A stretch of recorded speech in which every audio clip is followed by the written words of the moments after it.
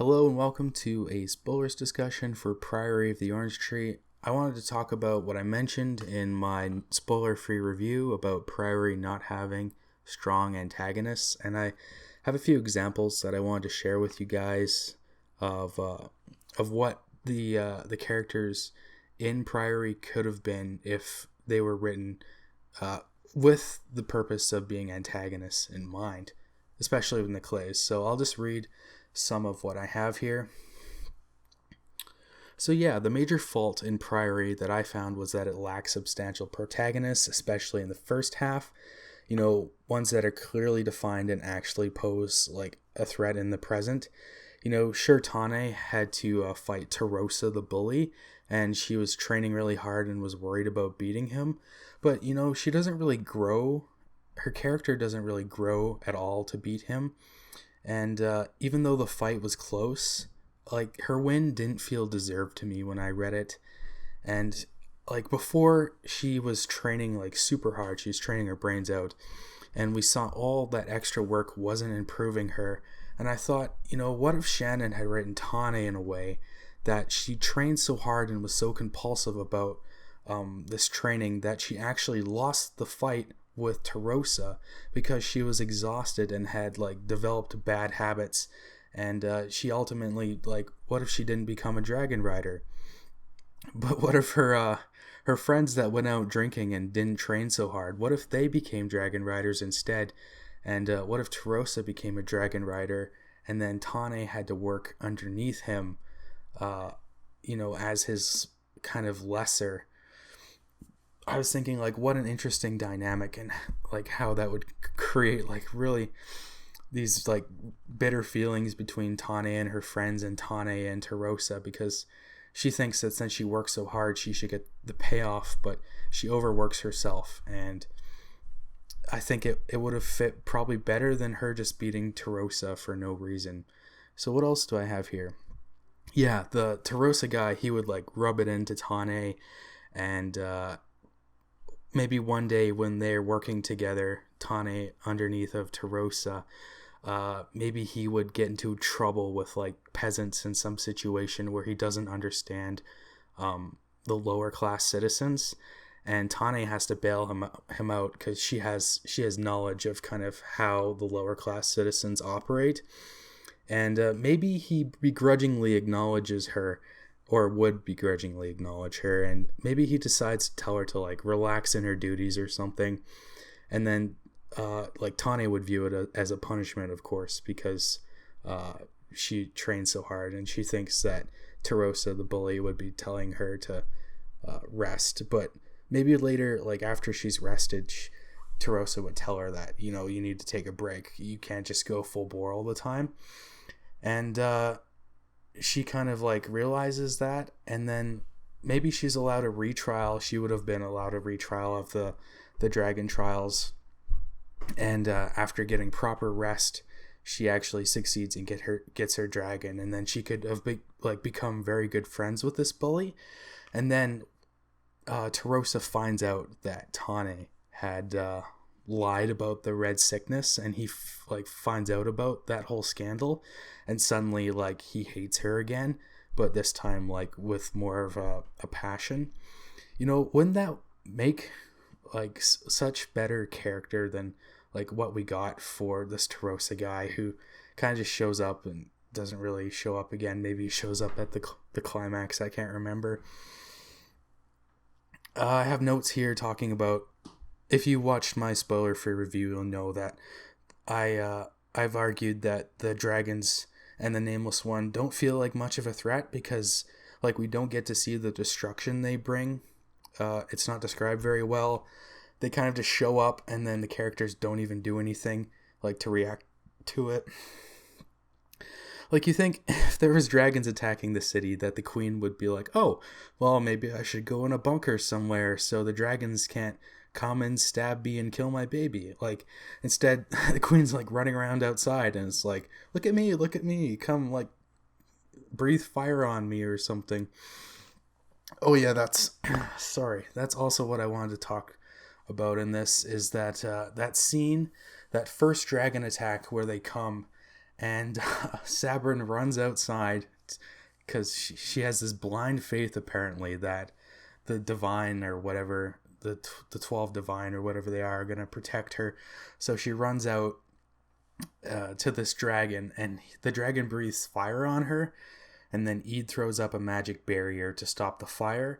And then after that, the dragon just kind of stops and doesn't do anything else to attack the queen, even though like the dragon had the full intention of killing her, because obviously he breathed fire on her.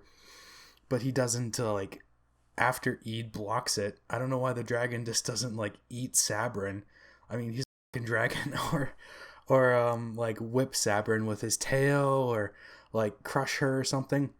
Because in the back of the book, in the description for the magic, the protective barrier that Eid uses against the dragon fire, it says that it only protects against that like fire basically.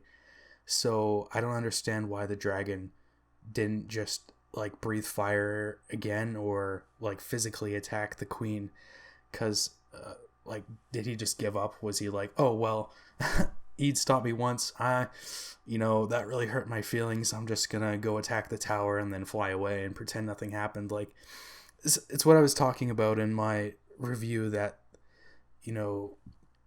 these characters should have died, and for some reason the antagonists just don't kill them. When they like, this dragon should have killed Queen Sabrin. It should have, because she ran out to it and Eid blocked it once and the queen was still there, and the dragon could have just eaten her, right? So I don't understand why she didn't die. So yeah, so that's why the dragons didn't feel like much of a threat, because they don't really feel like a threat. They just don't do very much. At least they don't do very much that is described. So I wanted to talk about the rebel attack that happened. The like supporters who kind of, I guess, supported the Nameless One, and how they attacked like Sabrin and her prince husband and Eid and everyone else that was kind of in the parade that day. And I think it was a really good scene. I actually liked this fight scene. It was probably one of the better ones in the book at the start. It started to like get a little iffy towards the end of it. I think like the prince dying at the end of this fight scene was kind of contrived. It was like, okay, well, that probably had to happen in the first place, even though, everything else was going on. So let's see. I'm just reading my notes here. Sorry, I'm going to pause just for a quick sec. Yeah, I was thinking, like, these attackers, like, it did feel like a good fight, but they just kind of felt like any other group of street thugs. And we don't get to see, like, the red sickness very often in innies. And I was thinking, like, what if these guys, like, infected themselves with the red sickness, and they were just, like, spraying it on people in the crowd, kind of like the terrorists they are supposed to be, and they're trying to, like, infect the queen with it. And I was also thinking, like, what if there was a notable leader in this attack, and Eid could have killed him, and like maybe found a receipt or something for like payment that kind of implied one of the nobles in Innie's court had like paid this guy, and maybe Eid thinks it's like the Nighthawk or something. Like, this would give Eid cause to like actually do something and break into the Nighthawk's like, I don't know, maybe he has an office at the tower, or maybe he like lives in a garrison somewhere or something.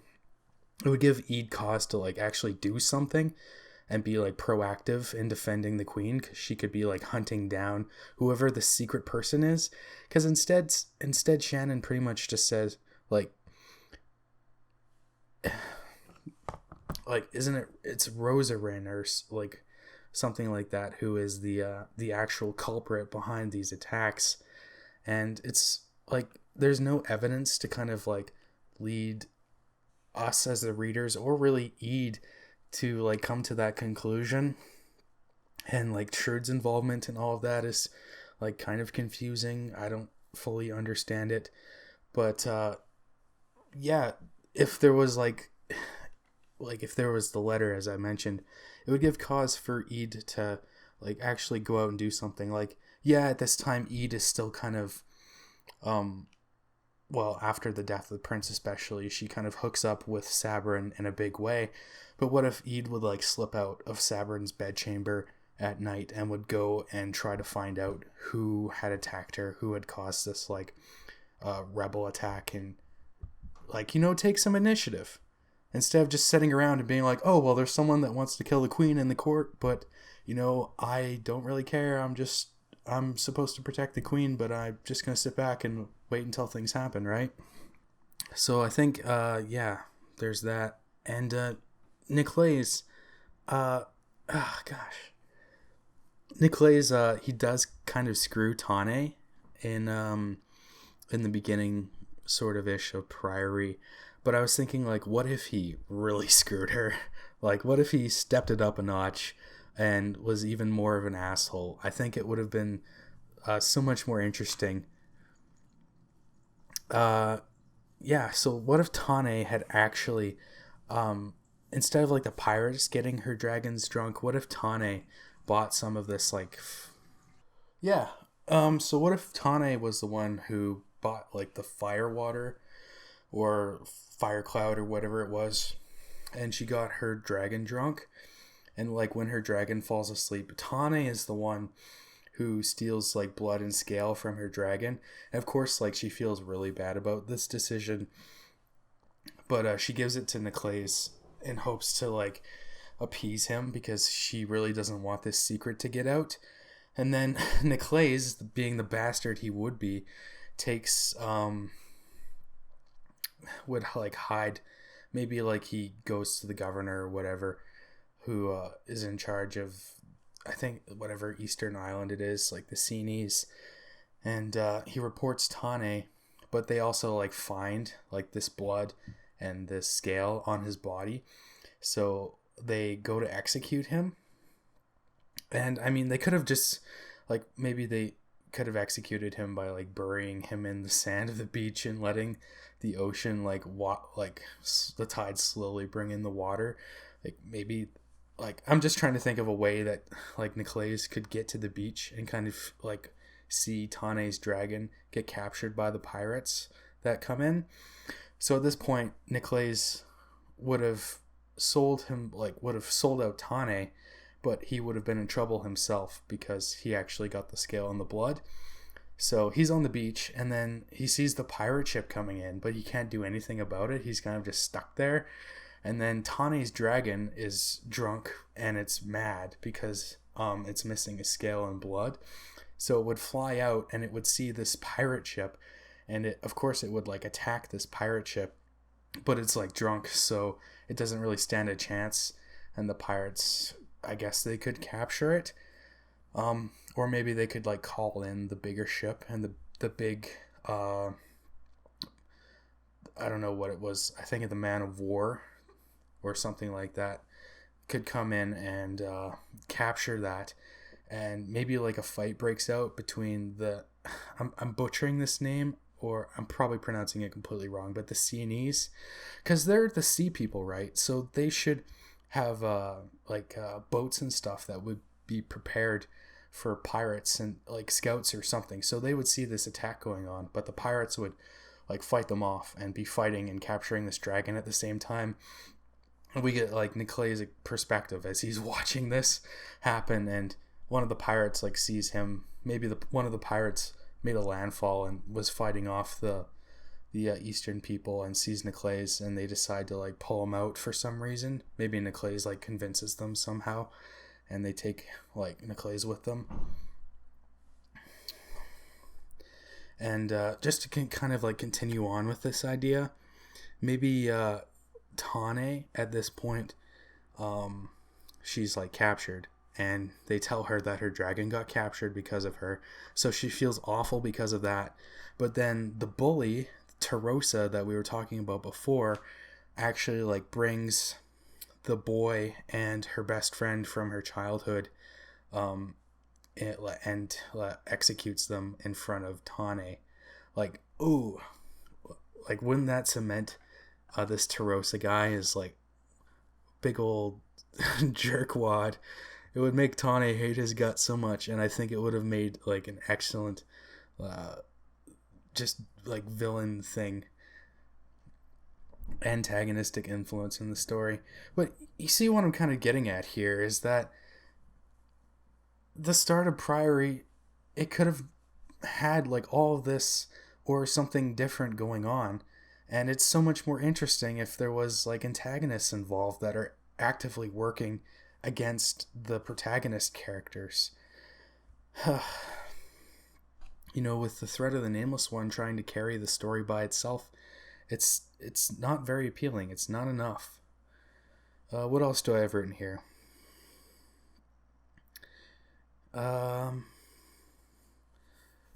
Yeah, in contrast, I'm sure you guys have read this already, but instead, like the pirate capturing the dragon scene, like we don't get to see what happens in the actual book, right? Like there's a cloud of fire cloud or whatever that obscures the vision, and then Nicolaes just gets like knocked out, and the pirates steal the dragon. And I think I actually took notes talking about like what the hell is happening in this scene, and why aren't we explained more? Like I want to see, like as a reader, I wanted to see how the pirates would have managed to pull off capturing this dragon. And it also kind of like brings like some kind of plot holes to mind as well. Like, how did Tane's dragon not see these pirates coming?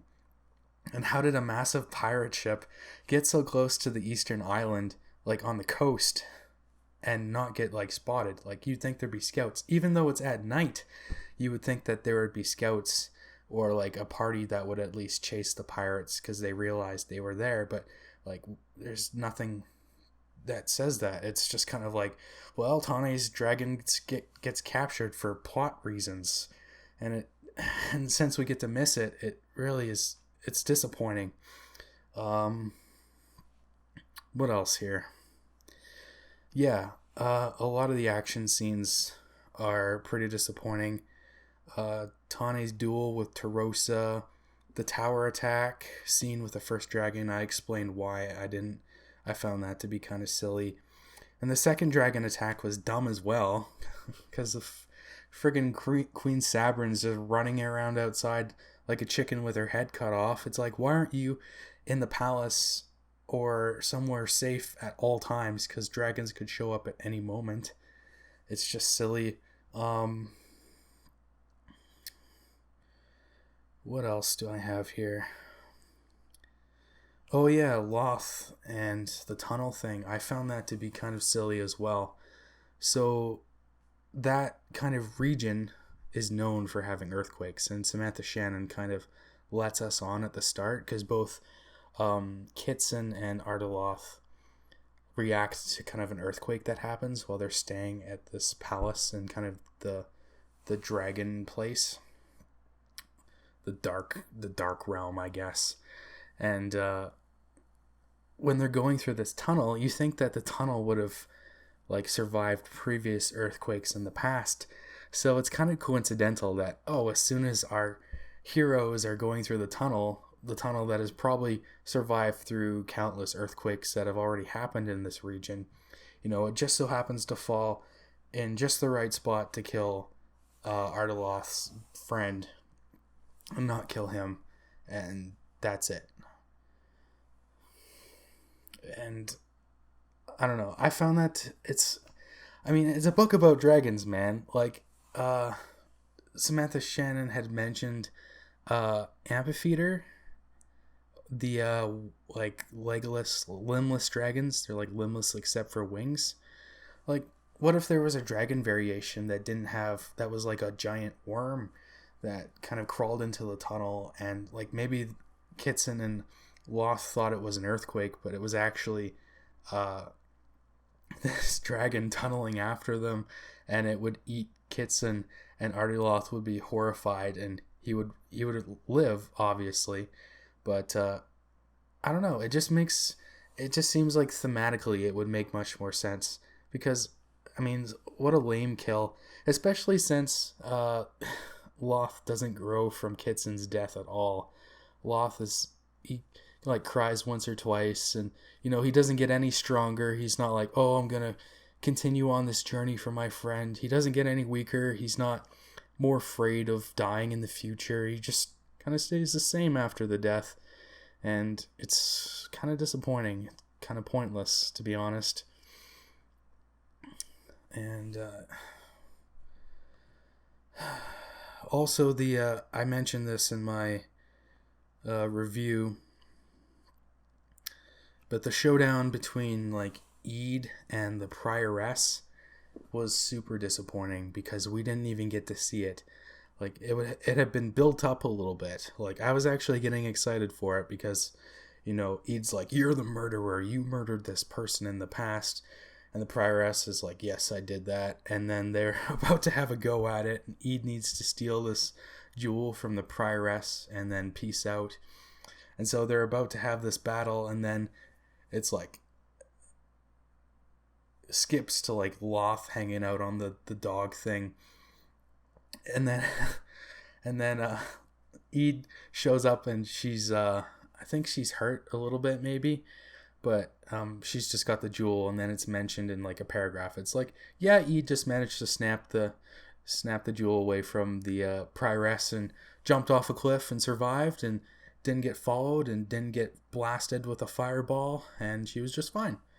And it kind of felt like a cop-out. Like I would have liked to see kind of a duel, or at least an escape that made sense. I think even like Eid like set the bed on fire or something stupid like that would like in no way, I don't think, like distract the Prioress from stopping her. It's just silly. I really think it should have actually been like a fight. And I think Eid should have maybe even killed the Prioress there. And I think it would have made sense for Eid to do so. Especially if the Prioress like threatened Sabrin or something. But that didn't happen, obviously. But I think Eid should have killed her. And Eid's excuse later doesn't really make sense with her character. Because Eid's like, yeah, I could never kill another member of the Priory. But in the same vein, like other Priory members are just fine with killing her. So I don't really understand how it doesn't like work both ways, especially since this Prioress is kind of an evil bitch and tried to kill her, like pretty much slashed her throat, I think, in the first place. So, I mean, self-defense, at least. So yeah, I was disappointed by that conflict. The witch, fuck. People are going to be mad at me because I can't remember her name. People were mad at me because I couldn't remember. I think it's Caliba. Caliba was all right. I mean, I think Caliba should have been more in the story. I think she, to be a proper, like, actual villain, she should have been there more often. And it was kind of stupid. Like, I think Caliba should have killed Eid. Because, like, Eid and her friend go get the sword Ascalon, or whatever it's called. And they get the sword, and then Caliba shows up. And then Eid casts fire on Caliba. But it doesn't kill her, it just reveals her true form. And then Caliba turns into a dragon and steals the sword and flies away after torturing Eid's friend a little bit with an illusion. And I don't understand why Caliba didn't just kill Eid, and why Eid didn't warn Queen Sabrin about it or her other friends and wasn't like paranoid about Caliba transforming into somebody that Eid knows and like taking their place. Like, what if Caliba had killed Artiloth and took his place and then manipulated stuff behind the scenes? Like, it's kind of implied that Caliba's watching them, because a little later, like, after that fight, after they've returned back to Queen Sabrin, there's like a crow that's watching them through a window, and I think that was supposed to be Caliba just transformed into a crow. And it just made me think, like, okay, well, if that's actually what like Shannon's trying to say and this crow is Caliba, then is Eid so stupid that she just forgot that Caliba can like change form and could be anyone in the court right now? Like, it should have made everyone paranoid. And like once again, I have to make this point. It just proves like how the characters don't react to like conflict after the fact. Like after something happens, like that's it. The characters don't care about it anymore. You know, after Caliba steals a sword and reveals she's a shapeshifter, it's like, oh well, who cares? Caliba could be manipulating us behind the scenes, but you know, I'm not going to mention it because apparently it's not important. Gosh. So, yeah, there's that. By the way, if I'm wrong about, if I'm getting something wrong about any of this stuff, like, feel free to correct me. But, I mean, this is what I understood reading through, and I had to take my time reading through this one because it was a bit of a slow burn for sure. So, yeah, when I'm making all these suggestions here, I'm not saying that I'm a better writer than Samantha Shannon, but I just want to point out that Shannon has created this vast world and all this lore, and she does so little with it. She doesn't develop things within it. She just kind of keeps adding new things on top of it. And it's kind of like how people described the game No Man's Sky, you know, as wide as an ocean, but as deep as a puddle, right? And I've been really critical of this book, and it's because I want to see Shannon succeed, because she has these great ideas, but she just needs to take them to that next level. And you know, the feminist stuff, it doesn't really, like, I like it, the inclusion of you know, LGBTQ characters. It's just fine. As what, you know, just because they're LGBTQ and just because you're inclusive, it doesn't mean that your story is automatically good, you know. It just means that it's inclusive. The two are mutually exclusive. So anyway, do I have anything else to say before I go? Yeah, and I don't think Shannon's completely to blame, because she wrote this book in 3 years, which is pretty impressive, to be honest. You know, an 800-page epic planned and written in 3 years. Of course, she says in an interview, Samantha Shannon said that she had this book in the back of her mind for a while. This kind of reimagining of, I forget what tale it was, but so 3 years for this, and I think it may have needed like a year or a year and a half, maybe more. And I don't know if Shannon was working under a deadline or what was going on, but I think it needed some more beta readers. It needed better editors. Like, the prose itself is edited just fine. I don't think I found a single mistake in the prose the entire time I read through the book. But the editors should have pointed out like all these tropes to Samantha Shannon. It should have been like, hey, you know, you're using Deus Ex Machina here, right? And you've used it like 7 different times throughout this book already. Or, hey, by the way, you're kind of info dumping with all this lore on the readers and stuff, and I think you could implement this probably in some more interesting or more relevant way. And you know, that I don't know if that happened, or if it happened and Shannon kind of just ignored her editors. Like, it's up in the air, really. It just, I don't want to like imply anything. But I mean, the fact remains that those cliches are in the book, and they haven't been edited out or smoothed out whatsoever. So yeah, I don't know. Some people are complaining that we don't get to see dragons very often in Priory of the Orange Tree. I think in the start, maybe that's true. Near the end, we kind of get to see like them a lot more, especially Tane's dragon. So that wasn't really a complaint for me.